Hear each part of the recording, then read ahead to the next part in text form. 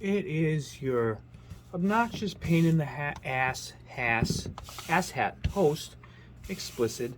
And as usual, I am cleaning up my mess because I decided to start videoing before I clean.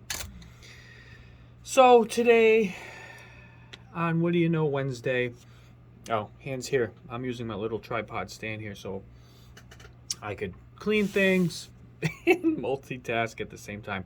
Today's video is about communication. And you're going to ask, well, what's there to communicate? According to my wife, I don't communicate at all. Typical marriage joke. But when we fly together as a group, I feel that it is super important to have good communication. 99% of the time, I'm flying with others, which I enjoy much more than flying by myself.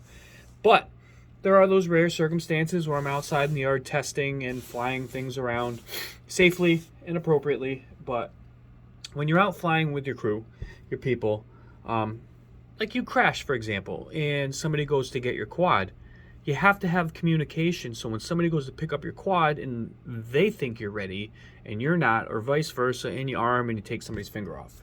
So I think this is important. So when we go out and fly, I think rule number one, somebody touches your quad.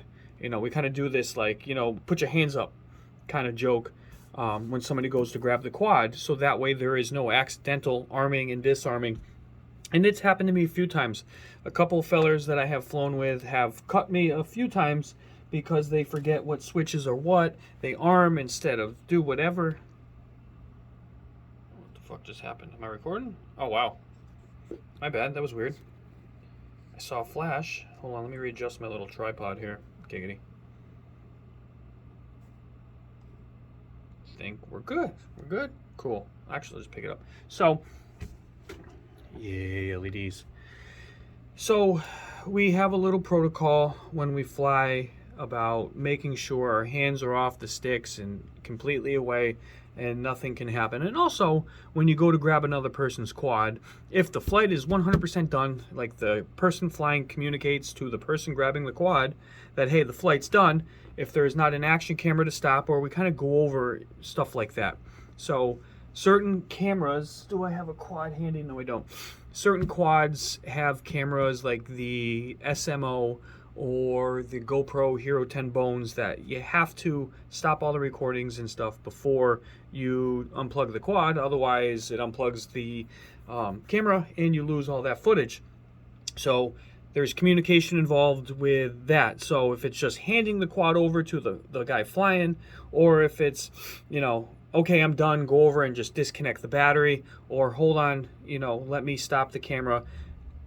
That is super important stuff, because I think I would feel like an absolute butthead if I went and resalvaged somebody's quad that had crashed and unplugged it being safe and lost all the great footage that they hopefully got before that. So when you fly together, communicate with one another, take turns. One of the first things I learned when flying was be careful when you plug in a battery, or announce when you're going to plug in a battery. And we live by that standard here because sometimes we're close on VTX channels, and that leads to, I'm going to call it like browning out or cross-contaminating. You never make them touch. You don't want somebody's signal to be stronger, or if I'm plugging in and then F and Chet's playing up in the trees, and all of a sudden he's seeing me sitting on the picnic table picking my nose or something, he's going to get stuck in the tree. And I can understand why he'd be pissed. So we have a very disciplined etiquette about plugging in batteries and announcing. And like I said, the recovery thing I think is super, super important. If you're within a decent earshot, let's say you go down and you only bend the prop. I go run out, and if we can communicate properly, or the person's with me holding the controller, it's a pain in the ass. I don't like putting my controller down. If there's a dewy morning and the grass is wet, God forbid, I don't know. I don't want to put my controller down. So if they're right there with me, we can communicate face to face. If we're in a field where we can talk loud enough, where we can understand, okay, you're ready to fly, or hold on. We do a lot of hand launches and hand catches, especially when you fly in the woods. If my spotter is near me enough where I can land it in his hands, he'll usually yell, ready, disarm. Like when I get up to his hands, so I can disarm if it's a larger, like the 3-inch cinewhoop, which still can be dangerous, um, and disarm and land in his hands safely without cutting him. And it takes practice. And if you don't have the confidence of being able to disarm comfortably in the air, you can practice. Get a little beat up pillow or a basket or something outside and practice going into it and disarming. Just make sure it's a soft place to land. I hope that's helpful. I know it's been beneficial to me. And when I fly with new people, we go over this stuff, and it's going to be an ongoing thing. We're going to have some guests come down and come fly with New England FPV, and we kind of will go over all of that. It's good. Same thing. We know when you have spotters, because this freaking hobby is getting railroaded by the idiots that want to take over the air, and it's getting every video I watch from all of the big channels, it's just getting more and more depressing to see what is happening to our hobby with these selfish, typical money chasing people. Most of us out here just flying normally aren't bothering anybody. We aren't disturbing the airspace. We're not flying and dive bombing bridges and going over traffic and flying 800 miles away and not being safe. That's not us. And I don't feel that every person should be held accountable and have to waste a ton of money on extra equipment and remote ID bullshit. If you learned any lesson from all of the other things, let's use the example of gun laws. I am a gun owner. I am a respectful gun owner, and I respect laws. I get it. But all of the bullshit that's put out is for control, not for helping anybody.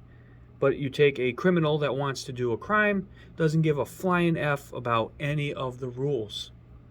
So all these rules are going to be put out.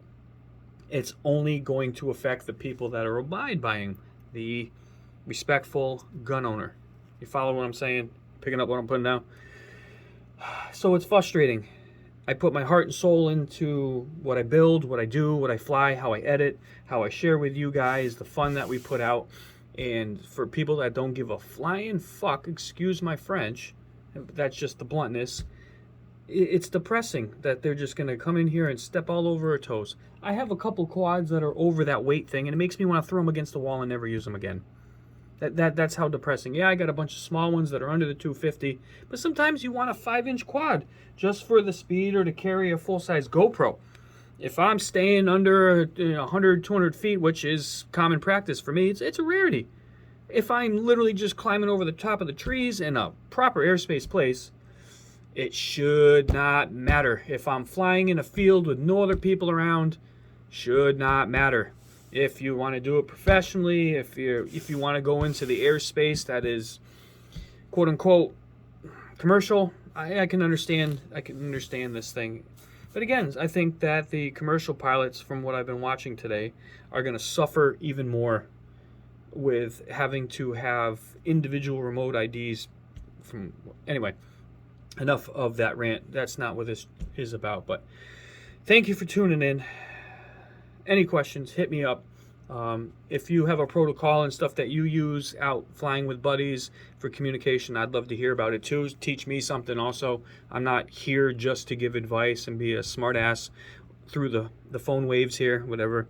I'm always learning. That's the whole point of this process. It's just not me. It's a two-way door. So share your thoughts, share your communication skills, and thank you for tuning in to What Do You Know Wednesday. Peace out.